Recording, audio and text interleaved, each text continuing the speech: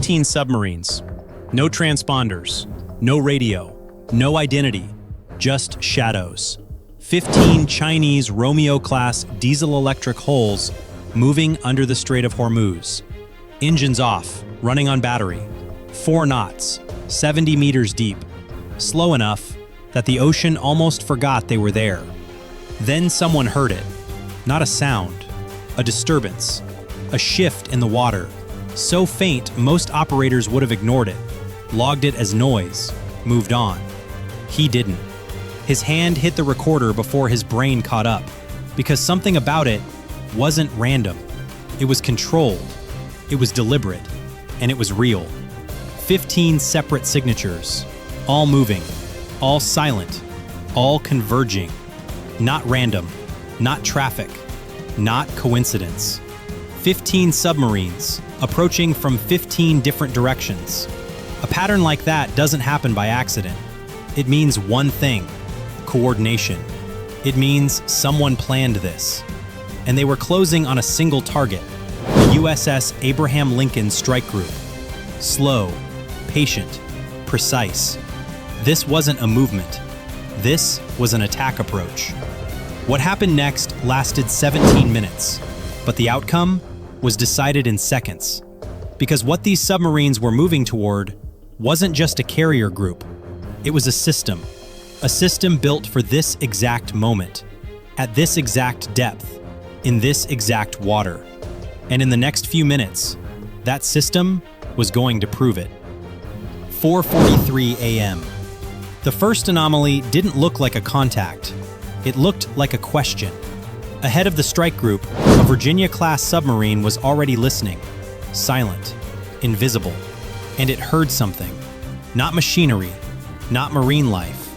A pattern, repeatable, mechanical, recognizable. The sonar operator didn't hesitate. He knew that signature. Romeo-class, old, quiet, diesel-electric, and right now, running silent on battery power. But it wasn't just one. Within 4 minutes, 6 signatures. Within 7, 11. And then the full picture locked in. 15 submarines, all moving, all silent, all converging. No identification, no signal, no mistakes. This wasn't a patrol. This wasn't an exercise. This was a coordinated underwater approach, and the strike group was already inside it. 4:47 a.m. The Combat Information Center didn't react the way you'd expect. No alarms, no shouting, just silence. The kind of silence that only exists when everyone already knows what to do. Because this scenario wasn't new. It had been practiced, repeated, refined. Now it was real. Officers moved without orders. Operators built the picture in seconds. Across the network, every ship, every aircraft saw the same thing at the same time. 15 contacts, same geometry, same threat. The destroyers adjusted course. No radio calls, no hesitation. The move had already been decided, long before this moment ever happened. This wasn't reaction, this was execution. At 15 nautical miles, the submarines were inside detection range, but not yet in firing range. There was still time. Not much, but enough. Because in underwater warfare, time isn't measured in minutes. It's measured in decisions. 4:49 a.m. The P-8 Poseidon was already in the air, listening. For 2 hours, it had been laying a trap. Sonobuoys dropped across every approach route. A silent net stretched across the strait, waiting. Now the wait was over. The moment the data hit its screen, everything connected. The net was already in place, already listening. And then, the ocean answered. Signals came in, faint but unmistakable, processed, compared, matched. Romeo-class, no doubt, no error. 15 contacts, confirmed. In seconds, the battlefield changed. What was hidden was exposed. What was silent was tracked. The P-8 turned, descending, locking into position. The hunt had already begun. 4:51 a.m. The mathematics of what China had attempted were not unsound in theory. 15 submarines approaching simultaneously from dispersed vectors, each carrying 8 533mm torpedo tubes loaded with wake-homing weapons, each capable of firing multiple weapons in a single salvo, represented a combined threat load that could theoretically overwhelm any surface defense. If all 15 reached firing range at the same moment, if the strike group's ASW assets couldn't acquire and engage them first, those two conditions were the entire load-bearing structure of the attack. Both of them were already collapsing. The Strait of Hormuz works against the attacker in ways that Romeo-class doctrine never fully solved. The water is shallow, rarely exceeding 100 meters. Deep water gives submarines room to maneuver in 3 dimensions, to descend below the thermal layer where sonar loses resolution, to use the ocean floor as a sensor baffle. Shallow water removes most of these options. A Romeo-class hull in the Strait has maybe 60 meters between its keel and the bottom. That is not room to hide. That is barely room to maneuver. The sonobuoy barrier was already in place before the first submarine crossed into the engagement envelope. The geometry had been reversed before the attack even began. 4:53 a.m., the MH-60R Seahawk lifted from the flight deck of the nearest Arleigh Burke and immediately deployed its dipping sonar, a transducer lowered on a cable to listen at depth. The closest Romeo-class contact resolved at 4,800 yards. Bearing, range, and course reported to the strike group network. Updated. Confirmed. On the opposite side of the formation, a second Seahawk deployed its own sonar. A third helicopter was already lifting from the Lincoln's flight deck. 15 contacts had become 15 targeting solutions. Not simultaneously, the sequential prosecution mathematics would take time. But the network was not processing these threats one at a time through a single human decision loop. Every platform was working its own contact list in parallel, sharing data in real time, updating a common picture that every ship, every helicopter, and every aircraft could read simultaneously. The Virginia-class moved into firing position on the 3 closest contacts. A nuclear-powered fast-attack submarine hunting diesel-electric boats in shallow water is an asymmetric engagement the diesel boats cannot win on physics. The Virginia's sonar suite hears a Romeo before the Romeo hears the Virginia. A Virginia captain with passive fire control solutions on 3 targets simultaneously has options that don't require him to close range or reveal his position. He fired 2 Mark 48 ADCAP heavyweight torpedoes at bearing spread 031 to 044. Both went active within 90 seconds of water entry. 4:57 a.m. The Mark 54 lightweight torpedo dropped from the P-8's underwing hardpoint and entered the water under a small parachute. It weighed 608 pounds. It was 7.5 feet long, unremarkable by any visual standard. When it reached its search depth, its active sonar began pinging, a frequency optimized against the target class, processed by a guidance computer that calculated an intercept course faster than any submarine crew could react to the incoming sound. Against a Romeo running at 4 knots in 70 meters of water, the fire control problem was not complicated. The nearest contact heard the weapon go active at approximately 4,000 yards. The crew would have understood immediately what they were hearing: a torpedo, active homing, closing at 40 knots. A submarine running at 4 knots on battery power has limited options in that moment. Accelerate, but 13 knots maximum against a 40-knot weapon means the gap closes in under 6 minutes regardless. Dive, but 70 meters means there is no layer to hide below. Deploy decoys, acoustic noisemakers designed to seduce the guidance system away from the hull.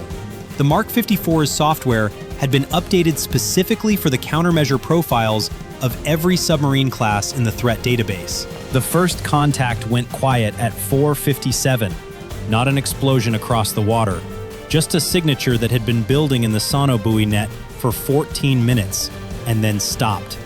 The second and third contacts stopped transmitting within 4 minutes of each other. The Virginia's weapons had found their solutions. 5 a.m. The remaining 12 Romeo-class contacts received information that changed their situation completely. 3 of their number had been engaged. None had fired a single weapon. None had reached a range where their torpedoes were a credible threat to any ship in the strike group.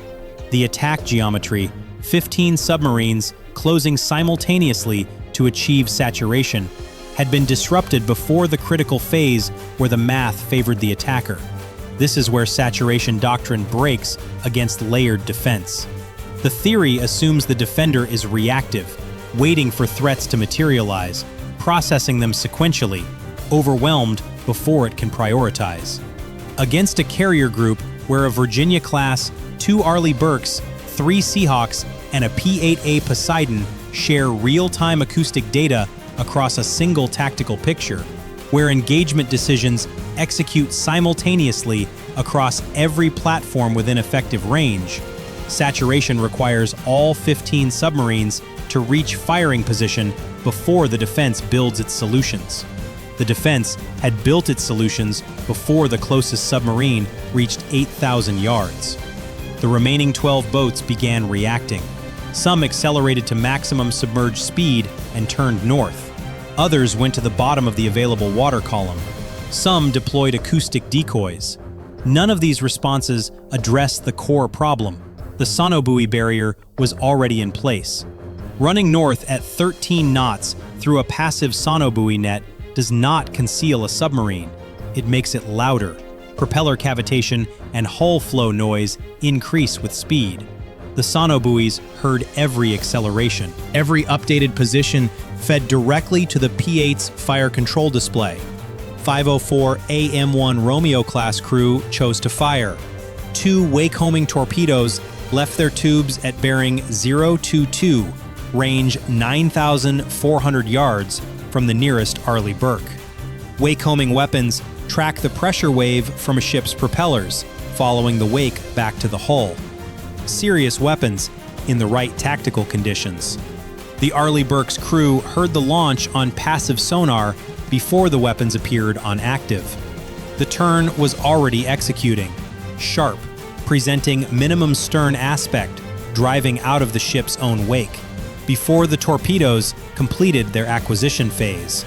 Both weapons ran to fuel exhaustion, searching an empty wake. The submarine that fired them did not survive to hear that outcome. 5:11 a.m. The last acoustic contact on the tactical display went quiet at 5:11:34. No announcement, no all clear. The display simply updated. The Strait of Hormuz, carrying its normal background noise of tanker traffic and deep biological sounds, returned to baseline. The P-8 climbed back to patrol altitude and began a systematic survey. Fresh sonobuoys, confirming the absence of remaining contacts. The Seahawks returned to their destroyers. The Virginia held its position ahead of the strike group, still listening. Silence below the thermal layer. Silence at the bottom of the water column. The Abraham Lincoln had not changed its heading by a single degree throughout the entire engagement, had not reduced speed, had not deviated from its transit track. 100,000 tons of American naval power continuing south through the Strait of Hormuz, while, in the water around it, 15 submarines pressed an attack and found the same answer that the 60 speedboats had found the last time someone made this calculation in this strait. The response didn't leave gaps. 5:17 a.m. The P-8's crew was already building the post-engagement report. Every acoustic signature had been captured from first detection through final silence. The approach geometry had been recorded. The speed and depth profiles of each hull during the prosecution phase had been filed. The countermeasures deployed, noisemakers, course changes, acceleration sprints, had been cataloged against existing intelligence. Several findings warranted immediate analysis. The approach formation had used a 3-tier depth structure, 5 submarines in each depth layer, designed to complicate sonar processing across different frequency bands simultaneously. It hadn't worked. But the fact that it had been designed meant someone had thought carefully about the acoustic detection problem. That thinking was now in the database. Battery management signatures on 6 of the 15 boats indicated freshly charged cells, suggesting pre-positioning in Iranian territorial waters days before the transit, serviced by a shore facility or tender vessel in the northern strait. The timeline would be reconstructed. The support infrastructure would be identified. Every detail was being consumed before the debris had finished spreading. 6:43 a.m. The Strait of Hormuz remained open. No international incident declared. No escalation. The choke point that carries 20% of the world's petroleum supply processed another ordinary morning of ordinary maritime traffic. The cost arithmetic, calculated coldly, bordered on the absurd. 15 submarines, decades of construction costs, crew training, operating cycles, and strategic planning gone in 17 minutes. The United States had expended sonobuoys, torpedo fuel, and analyst hours. Every platform was back at full readiness before breakfast. Saturation doctrine fails against layered defense for a reason that wargaming rarely captures cleanly. The theory requires the defender's processing capacity to be finite. 15 simultaneous threats overwhelming human operators, creating the gaps through which something penetrates. The theory isn't wrong in principle. It has worked before. Against defenders whose responses ran at human speed, whose sensors had seams, whose platforms operated in isolation. Virginia doesn't decide. It listens and fires. The Mark 54 doesn't hesitate. It pings and homes. The P-8's sonobuoy processor doesn't blink. It classifies and reports. 15 submarines is not 15 simultaneous decisions for a network built specifically to prosecute this exact threat class, in this acoustic environment, at this depth, in this water. It is 15 simultaneous targeting solutions, developed in parallel, executed in sequence, completed before any attacking boat reached the range where its own weapons became relevant. Abraham Lincoln's crew ate breakfast on schedule. Training resumed that afternoon, and somewhere north of the engagement coordinates, the water held a silence that carried its own lesson, one that no Chinese naval exercise, no Romeo-class saturation study, no P-8A wargame had ever fully modeled. Numbers only matter if you reach the target. And reaching the target, it turned out, was the one thing the defense was specifically, completely, and permanently designed to prevent.